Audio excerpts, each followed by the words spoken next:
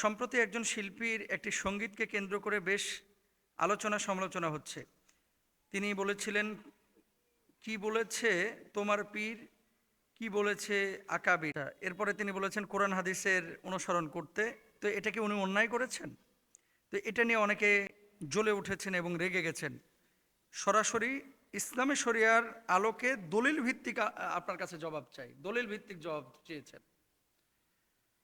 শুনেন, আকাবির, তারপরে পীর, এই শব্দগুলো কিন্তু সরাসরি, মানে আকাবির শব্দটা আরবি থেকে এসেছে, কিন্তু পীর শব্দটা ফার্সি থেকে এসেছে। এগুলো প্রচলিত একটি বিষয়। এখন যিনি শিল্পী এই গানটি গেয়েছেন, তিনি কি উদ্দেশ্যে গেয়েছেন এটা উনি ভালো বলতে পারবেন। এবং যিনি লিখেছেন, পীর সাহেব যারা হক্কানি, যারা মানুষকে কোরআন হাদিসের জ্ঞান বিতরণ করেন, তাদের ব্যাপারে কোনো ইশকাল নাই, অভিযোগ নাই। অবশ্যই তারা আমাদের সমাজের রাহবার এবং অনুসরণ অনুকরণযোগ্য, যদি হকপন্থী কেউ হয়ে থাকে। আবারও বলি আপনাদেরকে, বলবেন দলিল কই? আকাবিরের বিষয়টা, আকাবির কারা? যারা বড়, তাই না? যারা অতীতে গত হয়ে গেছেন, যারা আমাদেরকে কোরআন শিখিয়েছেন, হাদিস শিখিয়েছেন। মানে পীর এবং আকাবির আমাদের ওস্তাজ তুল্য, যারা কোরআন হাদিস আমাদেরকে শিখিয়েছেন। যদি এমনটা হয় যে কোরআনের কোনো ফর্মুলা বা কোনো থিম তারা বলেছেন এবং সেই থিমটা কোরআন সুন্নাহ অনুমোদন করে, অবশ্যই আপনি তার কথা শুনবেন। এটা আপনার জন্য জায়েজ। এবং জায়েজ শুধু না, বরঞ্চ কোরআনুল কারীমের মধ্যেও এটা আছে। দেখেন, দলিল নেন, সূরা নিসার 59 নম্বর আয়াতে আল্লাহ তাআলা কি বলছেন? ইয়া আইয়ুহাল্লাযীনা আমানু আতিউল্লাহ ওয়া আতিউর রাসূল ওয়া উলিল আমরি মিনকুম। খেয়াল করেন, আল্লাহকে আনুগত্য করো, অনুসরণ করো, আল্লাহ রাসূলকে অনুসরণ অনুকরণ করো, আর উলিল আমর, যারা যারা সমাজের মধ্যে জ্ঞানী সম্প্রদায়, যারা সমাজের মধ্যে শাসক শ্রেণীর সুশীল, এদেরকে অনুসরণ করো। মূল যে কথাটা, সে কথাটা হচ্ছে উলিল আমর আসলে কারা? আল্লাহ যে এখানে বললো যে আল্লাহকে অনুসরণ করো, আল্লাহ রাসূলকে অনুসরণ করো, এবং যারা উলিল আমর তাদেরকে অনুসরণ করো, তাই না? তাহলে উলিল আমর কারা? তো উলিল আমর দ্বারা এক একজন এক একটা উদ্দেশ্য নিয়েছেন। যেমন দেখেন, সাহাবী রিদওয়ানুল্লাহি আনহুম আজমাইনদের মধ্যেও এই বিষয়টা নিয়ে কথা হয়েছে। কেমন? সর্বাধিক হাদিস বর্ণনা করেছেন কে? হযরত আবু হুরায়রা রাদিয়াল্লাহু তাআলা আনহু। তিনি বলছেন কি, উলিল আমর দ্বারা এখানে উদ্দেশ্য হচ্ছে রাজা, বাদশাহ, শাসনকর্তা। তারপরে মাইমুন বিন মেহরান, মুকাতিল কালবি, এইরকম মানে মুফাসসির যারা, তারাও কিন্তু এটার উদ্দেশ্য নিয়েছেন কি, যুদ্ধের সেনাপতি। জালাল উদ্দিন সৈয়দী রহমাহুল্লাহ উলিল আমর দ্বারা উদ্দেশ্য নিয়েছেন যাদের হাতে শাসন করার দায়িত্ব থাকে, মানে প্রশাসনিক লোকজনকে তিনি উলিল আমর বলেছেন। এরপর আসেন, আব্দুল্লাহ ইবনে আব্বাস রাদিয়াল্লাহু তাআলা আনহু, মুজাহিদ, আতা রহেমাহুমুল্লাহ, এই সমস্ত মুফাসসিরগণ বলেন উলিল আমর হলেন ওলামা এবং ফুকাহা, যারা সমাজের আলেম এবং ফকিহ। মুহাম্মদ সাল্লাল্লাহু আলাইহি ওয়াসাল্লামের সাহাবীগণ এমনটাই মনে করতেন। ইকরামা বলেন উলিল আমর হলেন আবু বকর এবং ওমর রাদিয়াল্লাহু তাআলা আনহু।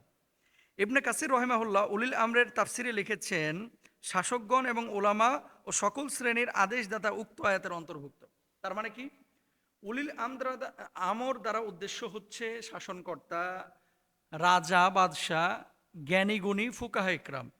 তো তার মানে কি, ওনাদের কথা অনুসারে কোরআনুল কারীমের ওই যে 59 নম্বর আয়াত, ওখান থেকে কিন্তু আকাবির, আসলাফ, যারা যারা কোরআন এবং সুন্নাহের আলোকে বিভিন্ন দিক নির্দেশনা দিয়ে থাকেন, তাদের সেগুলো অনুসরণ করা যাবে, কোনো সন্দেহ নেই। সমস্যা যেই জায়গাটা, সেটা হচ্ছে আমাদের প্রেজেন্টেশন।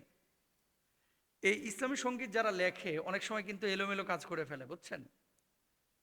যেমন ইয়া সাইয়্যিদি ইরহাম লানা, তারপরে পরবর্তীতে এটা চেঞ্জ করা হয়েছিল।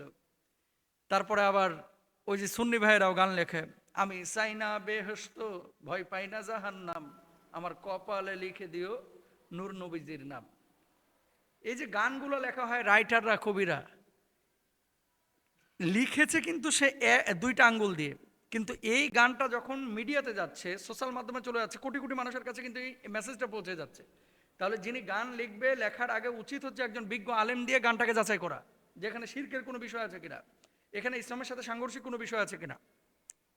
যিনি শিল্পী ভাই এই যে আকাবির এবং পীর নিয়ে কথা বলেছেন, হয়তোবা তিনি বুঝাতে চেয়েছেন যে অনেকে আছে কোরআন হাদিস ছেড়ে শুধুমাত্র পীর পূজা করে, শুধুমাত্র আকাবির পূজা করে, তাদেরকে বুঝাতে চেয়েছেন। তবে হ্যাঁ, এখানে আপনাদের কাছে একটা বিষয় আমি ক্লিয়ার করে বলতে চাচ্ছি, যদি আকাবিরকে আপনি অস্বীকার করেন তাহলে তো আপনার ওস্তাদকে অস্বীকার করা হলো। যদি পীর সাহেবকে অস্বীকার করেন তাহলে তো আপনি আপনার ধর্মীয় মানে যিনি রাহবার তাকে মানে করা হলো, অস্বীকার করা হলো। তো এদেরকে যদি অস্বীকার করেন তাহলে আপনি ইসলাম সম্পর্কে ক্লিয়ার কনসেপ্ট কিভাবে পাবেন? আপনি বলবেন যে আমি কোরআন হাদিস পড়ে পাবো। আপনি কোরআন হাদিস সবাই কি পড়তে পারে? আপনি তো বিশুদ্ধভাবে কোরআন পড়তে পারেন না ভাই। সবাই তো আর সাধারণভাবে ইসলামী শরিয়ার সমস্ত জ্ঞানগুলো অর্জন করতে পারে না। এই জন্য আকাবির এবং পীর সম্পর্কে আমাদের মানে মেন্টালিটিটা এভাবে আমরা সেট আপ করবো যে তারা আমাদের ওস্তাদ তুল্য। কোরআন এবং হাদিসের মধ্যে যা আছে তারা যদি নিট অ্যান্ড ক্লিন সেটা আমাদের সামনে তুলে ধরে তাহলে আমরা সেটা অনুসরণ করব। যদি এটার বিপক্ষে কোনো কথা বলে তাহলে আমরা তাদেরকে ছুঁড়ে ফেলবো, আমরা তাদেরকে অনুকরণ করব না। এটাই তো হওয়া উচিত। কিন্তু সমস্যা যে জায়গাটায়, আমি যদি কোনো পীরের মুরিদ হয়েছি, ওই পীর যদি বলে গু খাও তাই খাবে, এরকম অনেক লোক আছে, এরকম অনেক লোক আছে। মানে নাম বললে অনেকের নাম বলতে পারবো, কোরআন হাদিসের ধারে কাছেও নাই, নামাজ রোজার ধারে কাছেও নাই, কিন্তু বড় বড় খানকা নিয়ে বসে আছে। তো আসলে হয়তোবা গায়ক এটা বোঝাতে চেয়েছেন। তবে আমাদের এই বিষয়গুলো নিয়ে খুব বেশি আলোচনা সমালোচনা না করে এই গানগুলো যখন লেখা হবে বা উপস্থাপন করা হবে একটু আলেমদের শরণাপন্ন হওয়া উচিত। আল্লাহ আমাদেরকে বোঝার তৌফিক দান করুন।